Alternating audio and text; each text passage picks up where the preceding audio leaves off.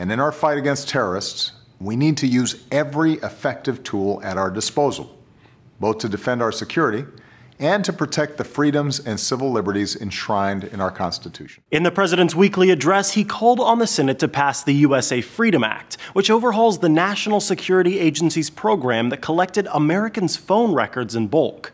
On Tuesday, President Obama got his wish and signed the act into law. Unsurprisingly, critics of the program like NSA whistleblower Edward Snowden weren't incredibly optimistic about the new law. Is that enough? Is that the change we need? Is that everything that's going to happen? And of course, the answer is no.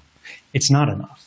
It's a first step, and it's an important step. The fear is that even though the Freedom Act took away the legal authority for some of the NSA's most controversial spying programs, the agency will likely find other ways to continue carrying out the same mass surveillance tactics. A writer for the Daily Beast cites current and former officials who say all investigations underway right now that use any of the other expired provisions will be allowed to continue. And Cato Institute senior fellow Julian Sanchez writes for Motherboard, thanks to a little-noticed grandfather clause in the law, the current souped-up version of the law will remain available for investigations already open at the time of sunset, as well as new investigations into offenses committed before the sunset. In other words, there are loopholes in the law that effectively circumvent the changes made by the Freedom Act. Still, one senior security consultant and FBI veteran says the law can at least be seen as a partial victory.